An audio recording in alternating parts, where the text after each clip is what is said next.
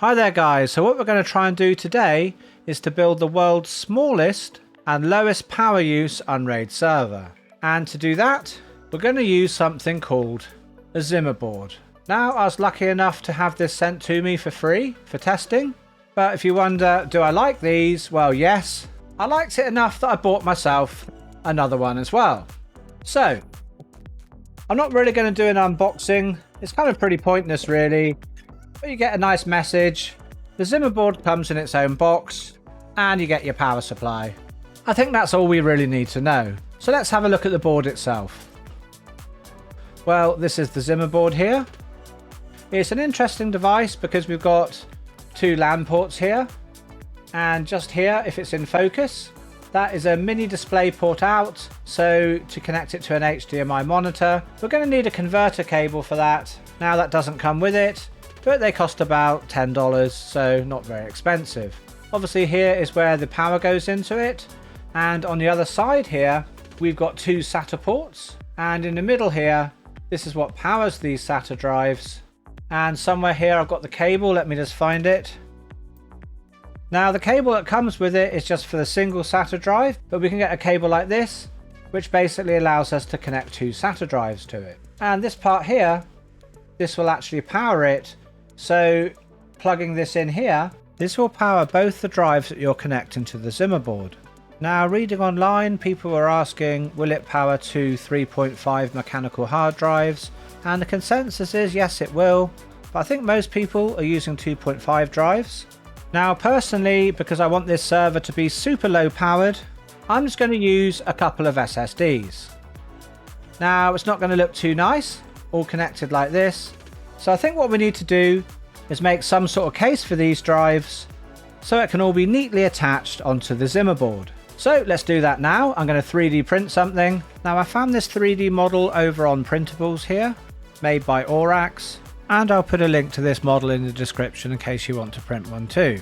So here's the finished 3D printed case. I think it looks pretty nice. So the hard drive case, it fits onto the bottom of the ZimaBoard here, underneath the heat plate. The SSDs are going to go in here and then it will sit this way up. Now on the ZimaBoard, there's these 4 screws here. So if I take these out, I can then use them to mount this onto the board. Now, as we've got the board like this, I think it's time to have a look what's inside. So to look inside, I need to undo the 4 screws that hold that bottom cover on. Okay, and so the back covers come off and we can see what's inside here. So one thing I didn't tell you earlier is there's actually a PCIe slot on the side. Now that's really awesome. The reason being is when I build the server, if I wanted more drives than just the 2, well, I can connect this 4-port SATA adapter. No, sorry, 5-port. I'd probably have to take this off, I think. But for now, I'm just going to bend that forward a little. And so that would plug in there, giving us 5 extra SATA ports. But it will destroy a little bit the form factor. And one thing I think is a little bit of a design flaw is if you plug it in without actually removing the shield, it will cover up the display port out here. Not a big deal because probably we'd remove this anyway. So I'm actually going to remove it. So then that's what it would look like if I wanted to add an extra 5 SATA ports. Well, that's not what we were doing, so let's carry on. Now, I think whilst we've got it open, let's have a look on the other side. So to get there, okay, there's 2 screws, one here and one here. And so now if we crack this apart, if I can do it without breaking it, there we are. We can see on this side here, I'm guessing this is the RAM. I'm not sure why this thermal paste looks like it hasn't actually pushed down. Obviously this is where that sticks to. It cools down these components here and the RAM here. And here's the CPU. So other than that, there's nothing really much to see here, but this is the bare board. So while we've got the bare board, why don't we see how it compares to the size of, say, a Raspberry Pi. Now, I'm sure I've got one around here somewhere. Okay, so here's an 8 gig Raspberry Pi. So if I take it out of the box, that's the size of a Raspberry Pi compared to the ZimaBoard. So yeah, the ZimaBoard is probably about twice the size. But then this is an x86 CPU, so we can do a lot more than what we could do with the Raspberry Pi. Okay, so I'm going to put this back together now. Now, because I've taken it all apart, probably after making this video before I start using this properly, I'll reopen it up and re-thermal paste it, I think. Now, actually, before I connect the 3D printed case, I'm going to temporarily put it together and show the size difference between this and a Raspberry Pi that's in a metal case. And so now you can see the size difference between both the Raspberry Pi and the ZimaBoard inside a passively cooled case. So the ZimaBoard, I would say, is probably about twice the size of a Raspberry Pi. So let's put that on there and get another one. So yeah, roughly twice the size. Okay, so let's turn the ZimaBoard over and put the 3D printed case on it. Now, I guess I could probably take this off and put that on like that, but it's not going to be very nice really, because there's various little grooves cut out so it doesn't go on the chip, so I'm not actually going to do that, I think. So I'm going to put that on there, and the SATA ports are down this end here. So I'm going to pop the case on like this, and hopefully the screws are long enough that I don't have to actually put any longer screws in here. Okay, well, that's not going to work, so I would have to buy some longer screws to be able to do that, which makes me a bit sad really, because I was hoping that they would be long enough. So let's go to plan B. Let's put the screws all back in. And when I come to do this properly, I think I'll try and get some longer screws. But for now, I think it's time for some 3M sticky pads. Okay, so I'll stick them to the ZimaBoard first. 3 I think we'll use. Okay, so with the pad stuck to the ZimaBoard, I'm going to peel off these bits now, then I can stick the 3D printed case straight onto the back of it. Not really how I was hoping the project was going to look, but you'll get the idea of what we can do. Okay, so that's the case connected where the hard drives are going to go. So yep, that's going to be the size of our tiny Unraid server. In fact, let's have a look at how big it actually is. I'm going to get a ruler if I can find one. Okay, so I found this old ruler here, so 12.5 centimeters long. No, actually the ruler doesn't start at 0, so probably a centimeter less than that, 11.5 centimeters. And again, minusing off a centimeter here, probably 4.5 centimeters high. And the width of it when I measured it was about the same. Anyway, let's put the hard drives in now. So obviously the hard drives need to be fastened, so I need to find some hard drive screws here. And no, before you ask in the comments, that's not a live bullet. I actually bought it at EGX UK, which is a UK gaming expo. They would print something on it and you could put it on a keyring, and I thought I'd put it on the dog's collar, but it ended up falling off. Okay, so now with the hard drive screwed in, I'll attach the SATA cables and the SATA power. Okay, so that's the hard drives connected with the SATA cables. Now you've got to admit, that's got to be one of the smallest Unraid servers in the whole of the planet.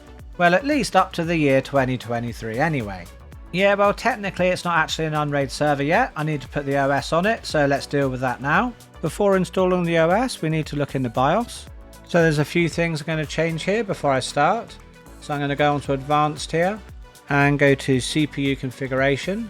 Now we can see we've got Intel virtualization technology, that's enabled, but we've also got VTD, so we could actually try some PCIe pass-through with an Unraid VM, so I'm going to enable that. I'm going to have a look at the USB configuration here. So that's all fine, everything's enabled that I need.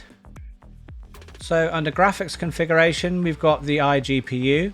Now I think it would be quite fun to attach a GPU to the ZimaBoard and see how it handles that. Now one thing I'm going to enable on the board is I'm going to go to power management here, and I think I'm going to enable Wake on LAN in case I want that in the future.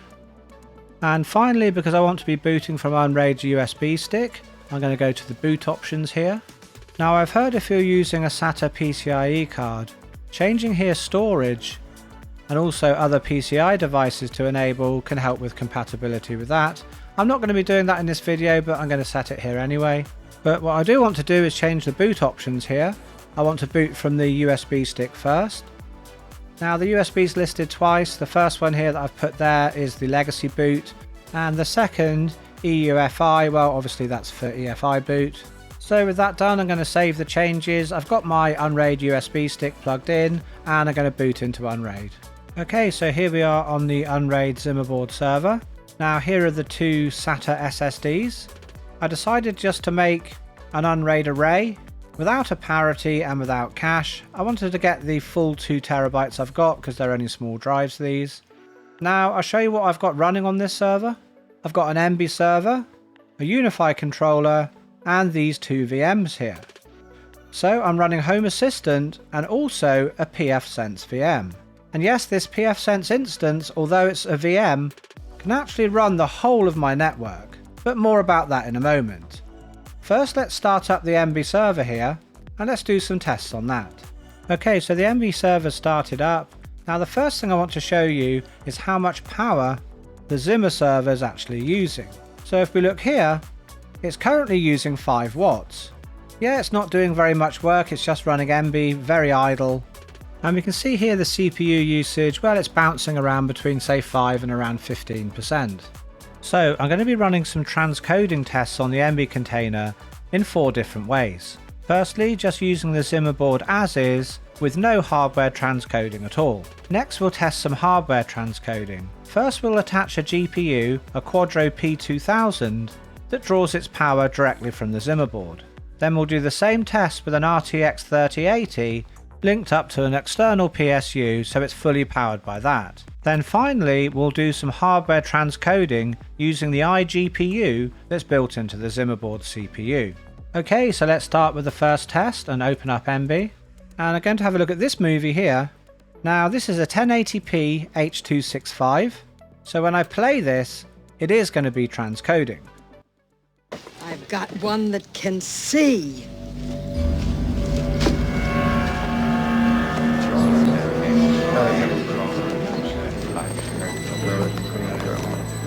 He's a tall Caucasian male, doesn't appear armed, wearing sunglasses.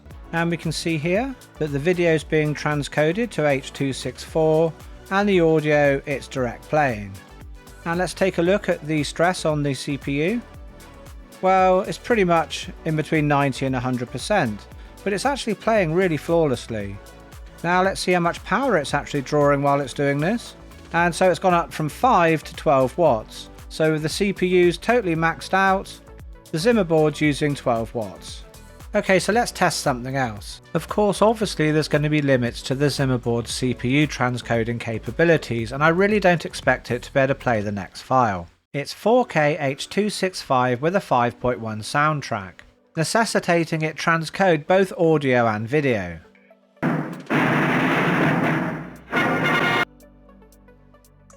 Well, it is trying, but it's just going to buffer and keep stopping. So yeah, unfortunately this is just beyond its capabilities. And we're pulling our 12 watts because the CPUs are maxed. However, the ZimaBoard has got a GPU slot, so I'm going to whack on a Quadro P2000. Now it's probably going to be a little bit risky doing this, because although the Quadro P2000 it only draws probably around 20 to 25 watts when it is transcoding, the ZimaBoard's power supply can supply a max of 36 watts. But nothing ventured, nothing gained, hey? Okay, with the GPU installed, we can see it here, and the server's not doing anything at the moment, Emby's just idle, and let's see how many watts we're drawing with the GPU connected. Well, we're drawing 16 watts, so about an extra 10 watts to power the GPU being idle. Okay, so let's go back to Emby now, and I'm going to try playing the same 2 files as I did before. So first let's try playing They Live. Okay, so again playing flawlessly. And the power draw, well, we've gone over our budget of 36 watts, so the power supply is really under strain, it's not going to really be great. And if you look at the transcoding information, well, those little green squares, that means it's hardware transcoding. The audio again is direct playing, and our CPU usage now has dropped down to 36%. Okay, let's now try transcoding that 4K file again. So let's click on to play. Okay, so flawless. And the audio we're going to find is going to be being transcoded by the CPU, and because of that we've got the higher CPU usage at around 50 to 53%. So let's check on our power usage. Wow, that's a bit weird, it's less than what the 1080p file was, and it's having to audio transcode as well. No idea why. Anyone got any theories why? Well, please let me know in the comments below. Okay, something's happened here. Looks like the video's frozen. Oh, the power usage is down to 16%. Has the container crashed? Oh, actually, I think the whole server may have crashed. Yep, looks like it. And it's not surprising if you think about it. The power supply for the ZimaBoard is a 12 volt 3 amp PSU. So obviously I was stressing the PSU too much and it couldn't deliver probably the voltage the CPU needed, and so the CPU, because of that, crashed the server. So the ZimaBoard just can't supply enough power to really use a GPU. But we can use an externally powered GPU. Let's pop in an RTX 3080 and look at the same. Okay, so it's booted up, and hey, the ZimaBoard is rocking an RTX 3080, awesome. Now what I've done is I've connected the power here, so we can see the collective power of the PSU that's powering the GPU and the ZimaBoard together. So obviously powering an RTX 3080, even at idle, it uses a fair bit of power. Now if you've been watching my videos before, you may have seen this script here. It's available on my GitHub. After the scripts run, it should enable us to save a bit of power when the server's idling, when it's got an NVIDIA GPU attached. Now the power draw is the power draw of the ZimaBoard and the PSU that's powering the GPU. It's all plugged into one smart plug that monitors power, and the whole system at the moment is drawing 20 watts. So I guess we better do a bit of transcoding again. I think we'll go straight to the 4K one. So let's fire up Emby. So as expected with the RTX 3080, it's transcoding perfectly, no surprise there. But what we're interested in is the CPU usage of the ZimaBoard while doing so, and also the total power draw using this solution for transcoding. So we can see looking here that the audio transcoding is hitting the CPU and the video transcoding is hitting the GPU. And so the CPU usage is around maybe 40 to 50%. Most of that coming from just obviously the audio transcodes.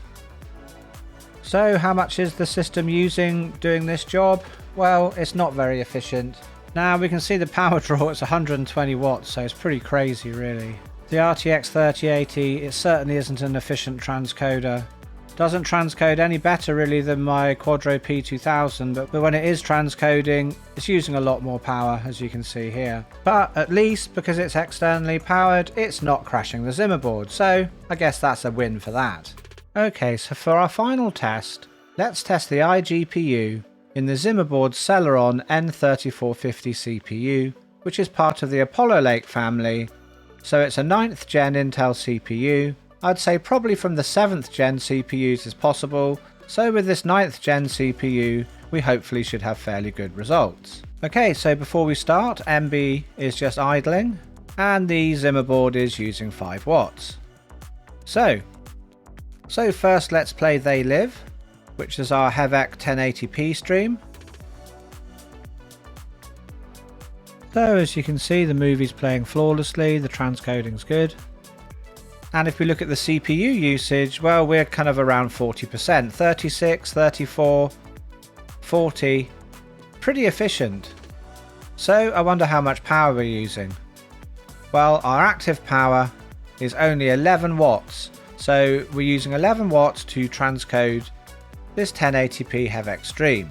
So I think we need to try the 4K one now. So let's do that now. Now the iGPU will transcode the video, and because I'm playing back in the browser, the 5.1 sound stream will be transcoded by the actual CPU, not the iGPU. So let's play this, and again, absolutely perfect. So let's see how hard at work the CPU is.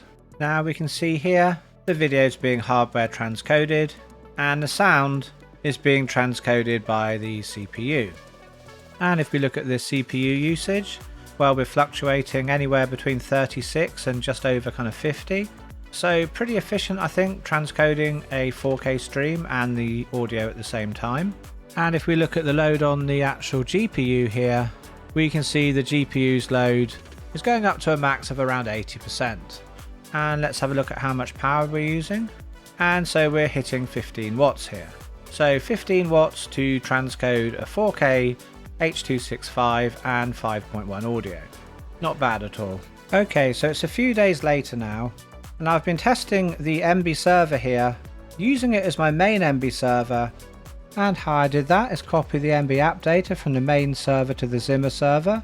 I gave it the same IP address, then I mapped both the movies and TV shows over across onto the main server using an SMB mount. So everything was exactly identical then as my original Emby server, and I could test everything in real life and see how good it performs. And this testing was done whilst running a Home Assistant and a pfSense VM. And the pfSense VM, it was actually powering the whole of my home network. So how did Emby fare? Well, I'd say pretty damn good. Actually much better than I expected. Now everything that plays inside my house pretty much plays by direct playback, no transcoding needed. So of course all of that was fine. However, I did find some problems transcoding the 4K. I found when transcoding 4K H.265 to a browser, sometimes after kind of like half an hour of playback, it would crash the whole server. I've no idea why, it never seemed to be putting a big stress on it, but for some reason it seemed to crash anyway. However, transcoding 1080p H.265, no problem at all. And as I mentioned earlier, of course with direct playback, it will play back anything, 4K, 1080p, whatever. Now one thing of course with a passively cooled CPU, the temperatures do get quite high. The highest I've seen it is 73 degrees Celsius, which for my American friends is 163 degrees Fahrenheit. And yes, this is actually okay for this CPU. Of course I'd call it in the higher range of normal, but it's not too hot. That said though, I think it would be a nice addition to the ZimaBoard is if they put like a small fan header on the side, and we could attach a small fan on the top of the ZimaBoard to keep it cool should we need to. Okay, anyway, moving on. Now let's have a look at these two VMs that are running on the ZimaBoard. The first one here is my Home Assistant VM. Now again, I transplanted this from my main server. I just copied the VDisk, put it on the ZimaBoard, and it's taken over those duties absolutely fine. And I'll just switch across to the Home Assistant view now, and we can see there everything's looking good. Now let's have a look at the pfSense VM. This has been running the whole of my network in my house for the last 3 days. Now normally my pfSense runs on its own box, and that has 4 NICs. So I needed to set up a VM that had 4 virtual NICs, so then I could dump the configuration from my main pfSense and put it onto the VM. Now because for this pfSense VM I wasn't going to be passing through any physical NICs, I needed to set up the networking on Unraid in a certain way. I made sure to disable bonding on the NICs, so each of the 2 ZimaBoard's NICs were independent, and for the first one I enabled bridging and set a static IP. Now it was important I set this static IP because the pfSense VM is going to be the DHCP server for the whole of my network, and obviously if I restart the Zima server, well, when it restarts the VM won't be running, so it wouldn't get given an IP address. So a static IP was mandatory for this to work. Now obviously this network port here is just plugged into my main network switch. Now if we scroll down to the second NIC here, again bonding's disabled, but I've enabled bridging. But this time there's no IP address set, because plugged into this NIC, this goes straight to my fiber modem. So let's have a quick look at the VM configuration here. I gave it 3 virtual CPUs, 2.5 gigs of RAM, and when we go down to the virtual NICs here, like I said, the only reason there's 4 of them is because I wanted to just dump across the configuration of my main pfSense, so I could just run everything exactly as I would be, all of the firewall rules and various VPN setup that I have on my main one. So this first NIC here, this is the one that's bridged to the WAN coming in from my modem. The second one here we can ignore because it's not used. In my main pfSense this would have just been to my second WAN connection. And the third one here, this is bridged to BR0, the network port that's going to my main switch, and because of that, that basically bonds pfSense into the network, allowing it to be DHCP server, DNS resolver, all of those good things. Now another useful thing about me running my pfSense as a VM here, now the ZimaBoard's NICs are made by Realtek, and for people who are familiar with pfSense, you'll know that Realtek NICs are not really the favoured NICs to use. Generally people prefer Intel. Now I could here use a virtualized E1000 Intel NIC, but here I'm actually using a para-virtualized NIC, the VirtIO Net one. And the reason being is pfSense is fully compatible with the VirtIO NIC, and using a para-virtualized NIC, it means that the guest operating system is aware that it's running on virtualized hardware, and that means it cooperates with the hypervisor to achieve better performance than it would if I was using full emulation. So that's why I'm using the VirtIO NIC. Okay, so here I am on the ZimaBoard pfSense. Now you may wonder, if I installed 4 NICs, why is there only 2? Well, basically, that's just because I disabled the ones that I don't need. Now we can see here, there's a VPN server running and 2 VPN clients. And oh yeah, I didn't tell you, actually, I'm not home at the moment, I'm elsewhere, connected back through the VPN. So my experience running openvpn as a VM on the Unraid Zima server has been really good, and so far no complaints from the family. So what are my conclusions about the ZimaBoard being used as an Unraid server? Well, if you're going to use it as an Unraid server, I'd definitely suggest getting the 8GB version. The 4GB version really isn't going to cut it. If you're running some containers and VMs, I believe the 8GB model is essential. Now, using it as a media server with the Intel HD graphics, it's really awesome, but if you want to be transcoding a lot of 4K stuff, well, the ZimaBoard's not going to be for you. However, if you're only doing local playback in your own home, then you may not need to transcode at all. Media clients like the Nvidia Shield, well, they'll handle H.265 4K without the need to be transcoded.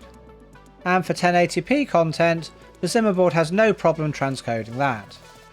So for a light media server that when maxed out only uses about 15 watts, well, it's definitely worth considering. And for light VM work with things such as Home Assistant and pfSense, well, that works pretty nicely as well. You'll see here there's a Windows 10 VM up in the top right hand corner, but the ZimaBoard's just not powerful enough to run this as a VM and give a good user experience. And when running the Windows 10 VM, just for a bit of a laugh, I did try passing through the RTX 3080, but again, it would boot up, but if I tried to do anything with it, it just couldn't handle it. But really, this is no fault of the ZimaBoard, it's just not designed for this kind of thing. But that said, the ZimaBoard isn't perfect, it does have its faults. With no option to have active cooling, it does run a bit hot. At the moment it's running at 66 degrees Celsius, and the thing is, because it's passively cooled, the heatsink gets quite hot.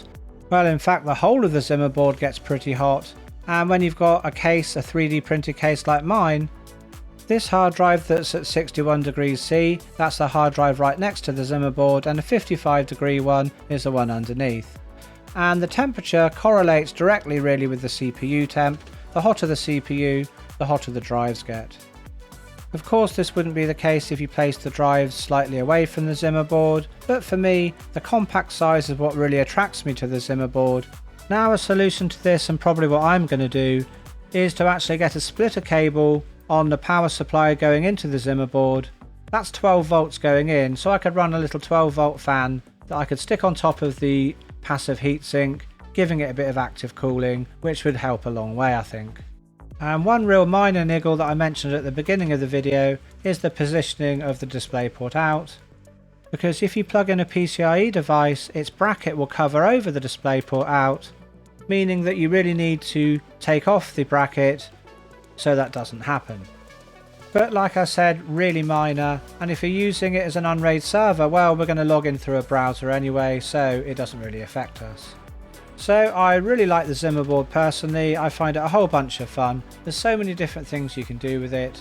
It makes a great low powered Unraid server, whether you wanted just to use that for testing, or for some low powered workload that you need on 24/7, well, the ZimaBoard in my opinion has got you covered.